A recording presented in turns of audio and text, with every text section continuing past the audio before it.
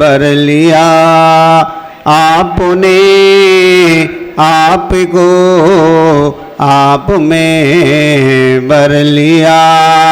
चेतना को हृदय में प्रखर कर लिया। बीतरागे प्रभु हे महावीर जिन, आपके दय चरण मैं विनम्र नमन। आपके दय चरण मैं विनम्र नमन। धर्म के रूप तुम, पुण्य के रूप तुम, सत्य के रूप तुम, बोधि के रूप तुम। अर्ज सागर गुरु हमको तारो गुरु, आपके द्वय चरण मैं विनम्र नमन। आपके द्वय चरण मैं विनम्र नमन। ऐसे गुरुवर के चरणों में सभी हाथ जोड़ करके नमोस्तु करेंगे। हे गुरुवर, बोलो जोर से, हे गुरुवर नमोस्तु नमोस्तु नमोस्तु। प्रतिदिन की भांति आज भी हमको जिन देशना आपकी अमृतमय वाणी से प्राप्त हो। नमोस्तु गुरुवर, नमोस्तु गुरुवर, नमोस्तु। ओम नमः सिद्धेभ्यः।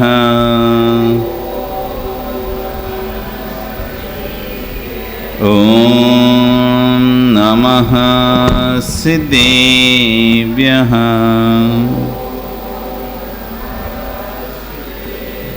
ओम नमः सिद्धेभ्यः। तिर्यणि खग्गिणाये रुतारी मोहि सिर सिरणी बिहु। आयरी राव पसियो परवादिन्यो भव्य जी लोए। नमो अरिहंताणं, नमो सिद्धाणं, नमो आयरियाणं, नमो वज्रायाणं, नमो लोये सव्यसाहुणं। बोले अनंत अनंत से परमेष्टि भगवानी की, आदिरम आदिनाथ भगवानी की, वर्तमान शासन महावीर भगवानी की, आचार्य वर श्रीक्षण आचार्य वन पूज्यपाद स्वामी महाराज जी की, आचार्य वर श्रीक्षण विश्व सागर जी महाराज जी की, अहिंसा में विश्व धर्म की।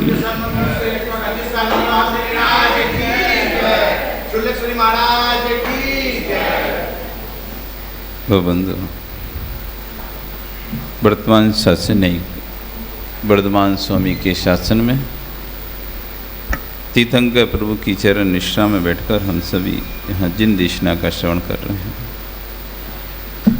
कल यहाँ पर आचार्य पूज्यपाद स्वामी महाराज ने अपनी कारिका में कहा था, स्वयं ही जिन्होंने अपने आप ही जिन्होंने स्वभाव की प्राप्ति करके संपूर्ण कर्मों का अभाव करके स्वभाव की प्राप्ति कर ली, स्वयं ही। तो किसी ने प्रश्न किया, जब स्वयं हो जाएगी तो फिर पुरुषार्थ करने की क्या ज़रूरत है? जब समय आएगा, बहुत से लोग कहते हैं ना, समय आएगा तो कर लेंगे, समय आएगा तो कर लेंगे, समय आएगा तो हो जाएगा। तो फिर कहा गया, जब समय आने पर कर्मों का अभाव होगा तो फिर पुरुषार्थ करने की ज़रूरत क्या है? पुरुषार्थ जरूरी नहीं करना, फिर समय पर बैठे रहे हम। कृष्ण कर दिया, जब स्वरूप की प्राप्ति स्वयं ही होगी, स्वयं ही स्वरूप की प्राप्ति होगी, तो फिर पुरुषार्थ करना व्यर्थ है। तो इसके उत्तर में आचार्य बन कह रहे हैं, योग्योपादान योगेन दृष्टा शरणतामतः द्रव्यादि स्वादि संपत्तः बात्मनोप्यात्मतामतः योग्योपादान योगेन दृष्टा स्वर्णतामता। योग उपादान के मिलने पर ही दृषद यानी पाषाण पत्थर, स्वर्ण का पाषाण, स्वर्ण का पत्थर स्वर्ण बनने को प्राप्त होता है। जब स्वयं पाषाण के अंदर योग्यता होती है तभी वो स्वर्ण बनने को प्राप्त होता है। कोई भी पत्थर को तुम सोना नहीं बना सकते, पत्थर ही सोना बनता है। कौन सोना बनता है? आपको पता है पत्थर सोना बनता है? पता है कि आपको मत दो? पत्थर ही सोना बनता है कि सोना सोना बनता है? पत्थर ही सोना बनता है, पर हर पत्थर सोना नहीं बनता है। पत्थर ही सोना बनता है लेकिन हर पत्थर सोना नहीं बनता। जिस पत्थर में सोना बनने की योग्यता है वही पत्थर सोना बनता है। सुना है अतीस? कौन सा पत्थर सोना बनता है? जिसमें योग्यता होती है, जिसमें योग्यता है वही पत्थर सोना बनेगा। लेकिन उस पत्थर को सोना बनने के लिए द्रव्य क्षेत्र काल भाव का निमित्त चाहिए। द्रव्य क्षेत्र काल भाव नहीं मिलेंगे, निमित्त नहीं मिलेंगे तो उसके अंदर कितनी भी योग्यता रहे, यदि उस सोने को कारीगर नहीं मिले, उस पाषाण को योग्य कारीगर नहीं मिले, तपाने के लिए अग्नि ना मिले, तो क्या पत्थर सोना बन जाएगा? योग्यता तो पाषाण के अंदर ही है, लेकिन युद्ध योग्यता का प्रकटीकरण जब तक निमित्त नहीं मिलेगा तब तक नहीं हो सकता। योग्यता तो पाषाण के अंदर है, लेकिन योग्यता का प्रकटीकरण तो जब तक निमित्त नहीं मिलेगा तब तक नहीं हो सकता। इसलिए निमित्त भी जरूरी है। स्वयं भगवान के अंदर स्वयं सामर्थ्य, लेकिन द्रव्य क्षेत्र काल भाव का योग निमित्त भी जरूरी था। यदि चौथा काल नहीं होता तो उनको केवल ज्ञान ही प्रकट नहीं होता, वो भगवान ही नहीं बन सकते थे। तो वज्र वृषभ नारा सेनन वाला शरीर नहीं होता तो भगवान नहीं बन सकते थे। भले उनकी आत्मा में भगवान बनने की शक्ति थी, लेकिन शरीर चाहिए था वज्र वृषभ नारा सेनन वाला, तब जाके तो द्रव्य वैसा चाहिए था। क्षेत्र चौथा काल चाहिए था, चौथा काल नहीं होता तो कैसे भगवान बन जाते?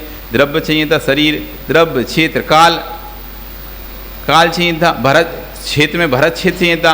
यदि वे कोई और दूसरे क्षेत्र में पैदा हो जाते तो नहीं बनते। भरत क्षेत्र, ऐरावत क्षेत्र या विदेही क्षेत्र चाहिए था। अगर वे दूसरे 7 क्षेत्र हैं, 6 क्षेत्र हैं, अब 6 क्षेत्रों में 7 क्षेत्र हैं, 7 क्षेत्र में कोई और पैदा होते तो नहीं बनते। 3 क्षेत्रों में पैदा होने से भगवान बनते हैं, भरत क्षेत्र, ऐरावत क्षेत्र और विदेही क्षेत्र। ये 3 ही क्षेत्रों में जो पैदा होता है वही भगवान बनता है।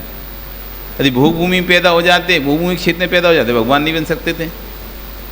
तो क्षेत्र काल कोई तीसरे काल में पैदा होते तो नहीं बन सकते थे, चौथे काल में 5वें में होते तो भी नहीं बन सकते थे, पहले दूसरे तो भी नहीं बन सकते। चौथा ही काल चाहिए उन्हें बनने के लिए, द्रव्य, क्षेत्र, काल और फिर परिणाम, वैसे भाव।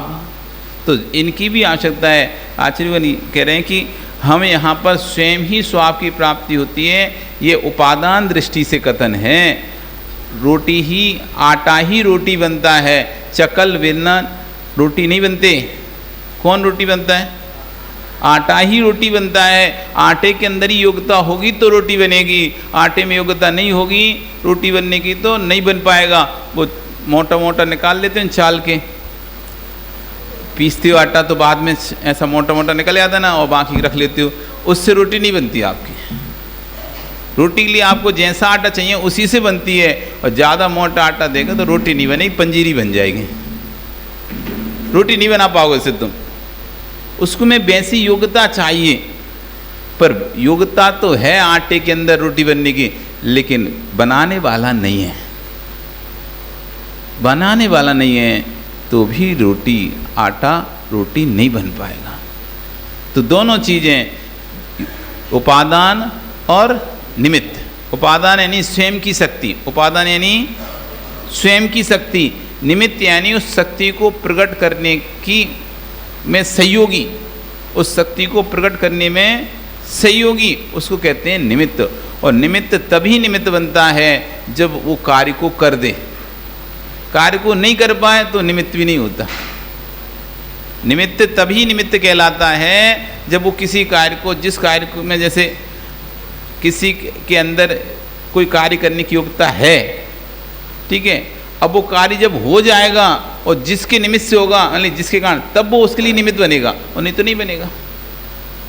आज जैसे आपके अंदर कसाय करने की योग्यता है, आप गुस्सा कर सकते नहीं कर सकते, और यहाँ से कोई आपको कुछ बोल रहा है फिर भी आप गुस्सा नहीं कर रहे,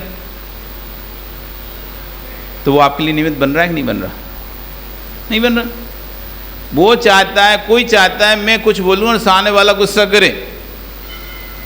सामने वाले के अंदर गुस्सा करने की योग्यता है, लेकिन सामने वाला बोल रहा है तब भी दूसरा व्यक्ति गुस्सा नहीं कर रहा, इसका मतलब ये, इसके लिए ये व्यक्ति निमित्त नहीं बन रहा है, इसकी बातों को कोई नहीं ले रहा है। इसी बात दूसरा व्यक्ति आया, उसने बोल दिया, अब वो गुस्सा करे। वो बोला मुझे कोई फर्क नहीं पड़ता, तुम कैसे बोले, मतलब वो निमित्त नहीं बना उसके लिए ये निमित्त बन गया। बहुत बार होती ना, कोई व्यक्ति बोलता, उसकी तो हम सुनते नहीं है, लेकिन किसी और ने ऐसा बोला जो, जिसको हम सोचते थे कि ये तो सही बोलेगा, या जिसके हमारी नज़र में बहुत सम्मान था या वो था, उसने जब बोल दिया वो हमको बुरा लग गया। बाकी दुनिया बोल रही है, कोई फर्क ही नहीं पड़ रहा, कोई भी कुछ भी बोल रहा है, कोई फर्क ही नहीं पड़ रहा, लेकिन कोई खास ने आके जब बोला तो हमें लगा, तो फिर हमने उसका प्रतिकार किया या प्रत्युत्तर दिया, ये व्यक्ति निमित्त बना इसके लिए, वो इसके लिए निमित्त नहीं बन पाया। योग्यता तो तुम्हारे अंदर उस समय भी थी प्रतिकार करने की, लेकिन उसकी बातों सुनकर आपने कोई प्रतिकार नहीं किया, लेकिन दूसरे की बातों सुनकर आपने तुरंत प्रतिकार किया, तो इसका मतलब ये है इसके लिए वो निमित्त बना ही नहीं, क्योंकि ये प्रतिक्रिया नहीं करी और ये निमित्त बन गया। तो निमित्त तभी बनता है कोई व्यक्ति किसी के लिए जब उसके उपादान को प्रभावित कर पाता है। यदि उपादान को प्रभावित नहीं कर पाए तो उसके लिए वो निमित्त नहीं होता। तो आचार्य भगवान यहाँ पर कल बताए थे कि योग उपादान के होने पर भी स्वर्ण का जो पत्थर होता है वो स्वर्ण पने को प्राप्त नहीं होता, द्रव्य छेल काल के कारण ही भी स्वर्ण पने को प्राप्त होता है। ऐसी मेरी आत्मा में भगवान बनने की शक्ति है, तब भी शक्ति प्रकट तभी होगी जब द्रव्य क्षेत्र काल भाव सब मिलेंगे। द्रव्य क्षेत्र काल भाव सब एक साथ मिलेंगे, तब जाकर मेरी आत्मा भगवान बनेगी, नहीं तो मेरी आत्मा भगवान नहीं बन सकती। इसी बात को आचार्य भगवान कहते हैं, योग उपादान कारण के संयोग से जैसे पाषाण विशेष स्वर्ण बन जाता है, वैसे ही स्वद्रव्य क्षेत्र आदि रूप सामग्री मिलने से जीव भी चेतन परमात्मा हो जाता है। इस कार्यक्रम में आचार्य भगवान ने द्रव्य की योग्यता का कथन कर रहे हैं। योग्यता के अभाव में कार्य की उत्पत्ति नहीं होती है। योग्यता के लिए आगम में उपादान संज्ञा दी है। उपादान की योग्यता के बिना किसी भी कार्य की सिद्धि नहीं हो सकती। प्रत्येक द्रव्य अपनी योग्यता अनुसार परिणमन करता है। योग द्रव्य क्षेत्र काल भाव के अनुसार स्वर्ण पाषाण स्वर्ण पने को प्राप्त हो जाता है। जब तक काल लब्धि नहीं आती है तब तक कार्य की सिद्धि नहीं होती है। काल लब्धि एक शब्द है, आगम का शब्द है काल लब्धि। काल लब्धि यानी कार्य का होने का समय। काल लब्धि का मतलब क्या है? कार्य होने का समय।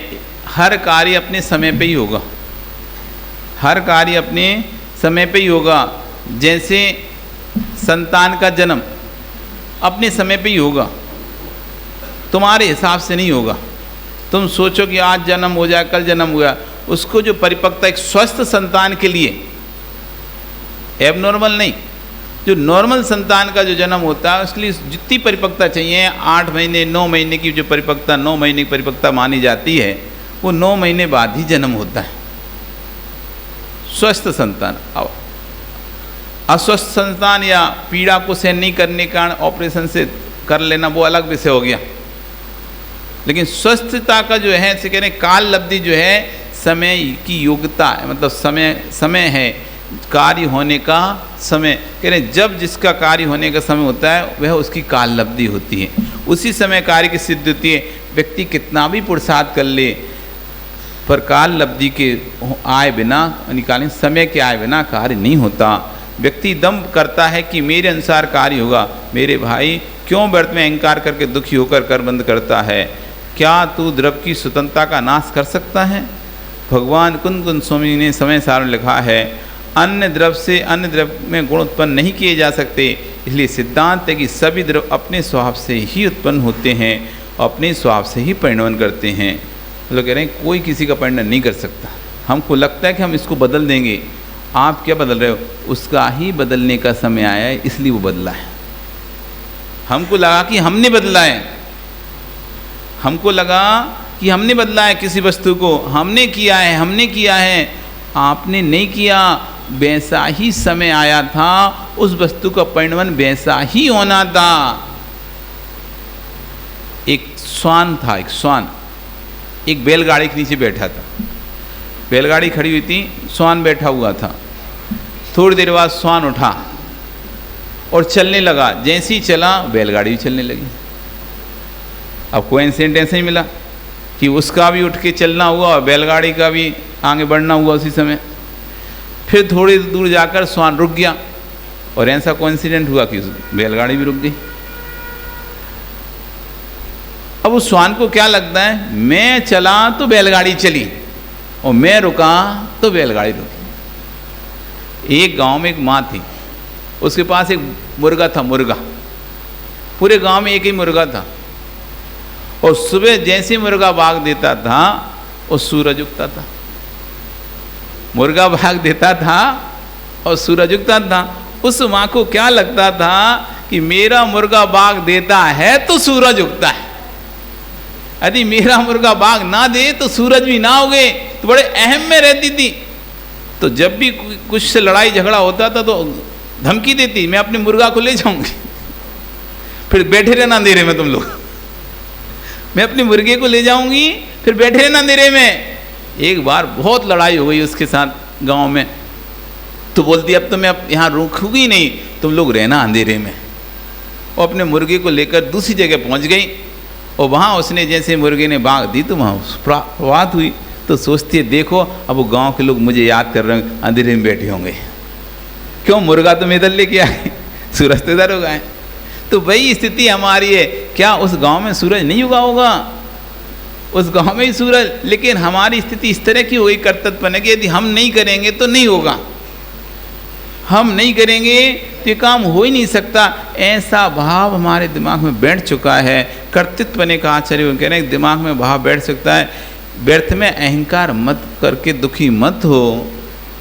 प्रत्येक द्रव्य स्वतंत्र है। कोई भी द्रव्य किसी भी द्रव्य का परिणमन नहीं कर सकता। पुद्गल का परिणमन पुद्गल में हो रहा है, जीव का परिणमन जीव में हो रहा है, काल द्रव्य का परिणमन काल द्रव्य में हो रहा है, ध्रुव द्रव्य का परिणमन ध्रुव द्रव्य में हो रहा है, अधम द्रव्य का परिणमन अधम द्रव्य में हो रहा है, आकाश द्रव्य का परिणमन आकाश द्रव्य।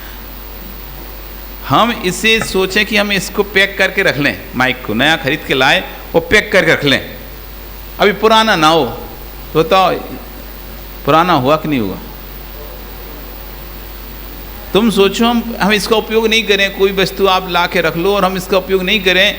आप घर में कपड़ा भी रख लेते हो ना, तो अपने आप तुम उपयोग भी नहीं करोगे ना, तब भी अपने आप फटने लगेगा वो। 5 साल 10 साल 15 साल 20 साल आप देखोगे रखा ऐसे उठाओगे हाथ लगाओगे चर हो जाएगा। घर में कॉपियाँ रखी रहती हैं लिखने वाली नोटबुक्स, आप रखे रहो उपयोग नहीं करो, और कुछ दिन बाद उठाओगे ऐसे पेज ऐसे झड़ने लगेंगे उसके। तो तुम्हारे उपयोग नहीं करने से क्या वो नया बना रहा? क्या तुमने तो बिल्कुल भी उपयोग नहीं किया, पैक करके भी रख दिया था एकदम, तब भी अपने आप पीला पड़ गया। सफ़ेद कागज अपने आप पीला पड़ गया। पीला पड़ के ऐसा हो गया, उठा रहे हैं तो चुर्र। प्रत्येक द्रव्य का परिणमन चल रहा है। ये मत सोचना मैंने उपयोग किया इसलिए पुराना हुआ। तुम उपयोग नहीं भी करते तब भी वस्तु पुरानी होती। तुम उपयोग नहीं भी करते तब भी वस्तु पुरानी होती। बस तुम निमित्त बने, उसका परिणमन तेजी से चालू हो गया। तुमने उपयोग किया तो परिणमन तेजी से चालू हो गया, जल्दी परिणमन चालू हो गया होना, उसमें परिणमन होना चालू हो गया। नहीं तो अपने हिसाब से परिणमन चल ही रहा था, उसमें वो वस्तु पुरानी हो ही रही थी, कोई उसे रोकने वाला नहीं था। तो ऐसे आचार्य कह रहे हैं कि क्यों व्यर्थ में अहंकार करके दुखी हो रहा है, करबंद करता है?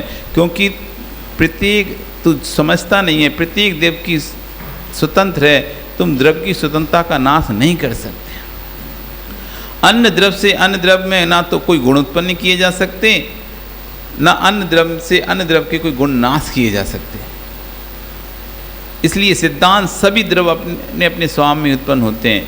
ऐसी आशंका नहीं करना चाहिए कि पर द्रव्य जीव के रागद उत्पन्न करता है, क्योंकि अन्य द्रव्य से अन्य द्रव्य के गुणों उत्पन्न करने की सामर्थ्य नहीं है, सभी द्रव्यों के स्वभाव से उत्पन्न होता है। ऐसा मत समझो कि दूसरे ने हमें क्रोध दिलाया, दूसरा क्या दिलाएगा, तुम्हारे अंदर ही क्रोध करने की थी सो तुमने किया, दूसरा क्या दिला पाया। शिक्षक पढ़ाता है बच्चे को, शिक्षक पढ़ाता है तो शिक्षक के पढ़ाने से बच्चा ज्ञानी बनता है, शिक्षक के पढ़ाने से ज्ञानी बनता है क्या? तो शिक्षक के पढ़ाने से ज्ञानी नहीं बनता है क्या? शिक्षक बच्चे को पढ़ाता है तो बच्चा ज्ञानी बनता है, बनता ही नहीं बनता? पढ़ा है तो क्या शिक्षक के पढ़ाने से ज्ञानी बना? शिक्षक के पढ़ाने से अकेले ज्ञानी नहीं बना। स्वयं के अंदर ही उसके अंदर मस्तिष्क नहीं होगा तो शिक्षक तो बहुत सारे बच्चों को एक साथ पढ़ाता है, पर सभी ज्ञानी बनते हैं क्या? नहीं बन पाते। शिक्षक निमित्त है सिर्फ उनके लिए जिनके अंदर ज्ञान प्राप्त करने की योग्यता है। जिनके अंदर स्वयं का विवेक नहीं है उसमें शिक्षक भी निमित्त नहीं बन सकता। वो परिणमन उसका स्वयं के अंदर हो रहा है, बस निमित्त सहायक कोई और बन रहा है, लेकिन परिणाम प्रत्येक द्रव्य के अंदर अपना अपना स्वतंत्र हो रहा है। वो शिक्षक किसी के अंदर परिणमन नहीं कर रहा है, वो टीचर किसी के अंदर ज्ञान नहीं भर रहा है, पुस्तक किसी के अंदर ज्ञान नहीं भर रही है।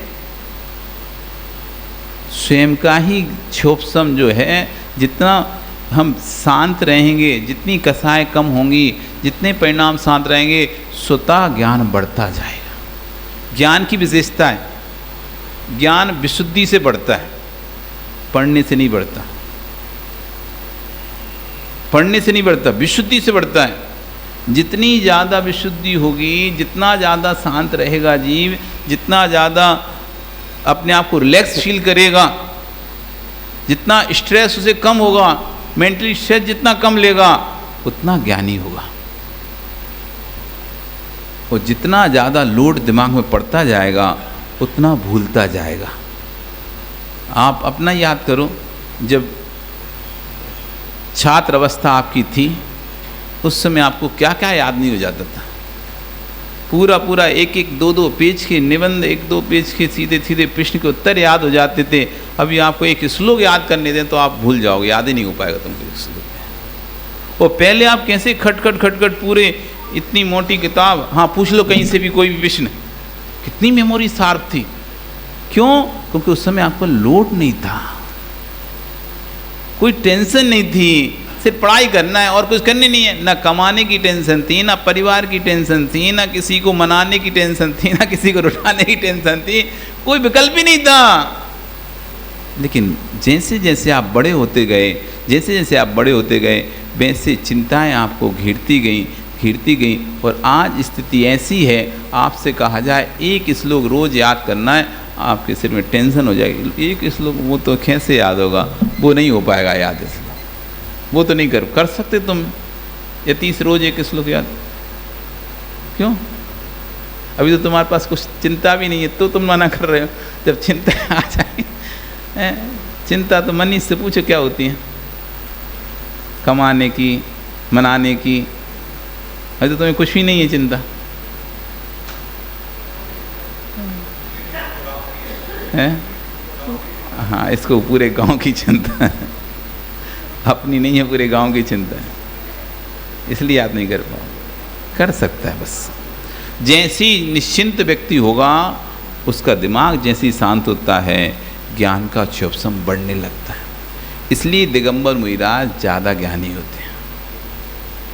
इसलिए जिन शासन में दिगंबर मुनिराज को चिंताओं से मुक्त रखा है, न खाने की तुमको चिंता है, न कमाने की चिंता है, न रहने की चिंता। रहने के लिए तुम्हें स्थान मिल जाएगा, समाज दे देगी, भोजन भी तुम्हें समाज दे देगी। अब तुम्हें करना क्या, पढ़ाई करो बस। दो ही तो चिंता होती हैं, खाने की, कमाने की, रहने की। यही दो तीन चिंताएं, रोटी, कपड़ा और मकान। कपड़ा दिया नहीं है तो पहनने का टेंशन है, समय बर्बाद करने का काम नहीं है। कपड़ा उतारो पहनो, उतारो पहनो, इसमें समय बर्बाद करोगे, इसलिए वो दिया नहीं है। रोटी की टेंशन रखी नहीं है, मकान की टेंशन रखी नहीं है, अब क्या टेंशन, निश्चिंत कर दिया है। इसलिए ही दिगंबर मुनिराज ज्ञानी हो पाते हैं। हमारे देश में साइंटिस्ट भी जो रहते हैं ना, उनको भी निश्चिंत रखा जाता है। तुम्हारे घर की चिंता नहीं करो, सब हो जाएगा, वहाँ पे अपने आप पहुँच जाएगा सब। आप तो बस पूरा ध्यान कहाँ दो, अन्वेक्षण में दो।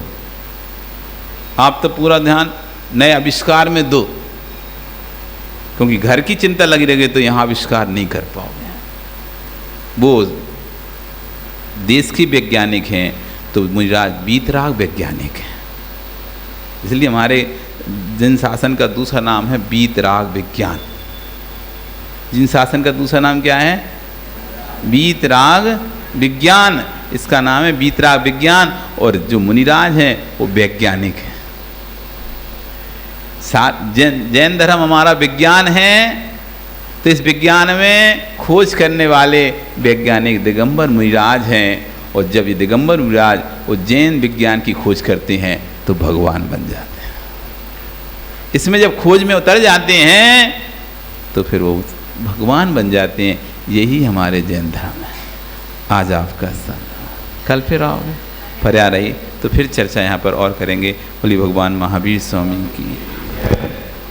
जा वाणी के ज्ञान से सूझे लोकालोक, सो वाणी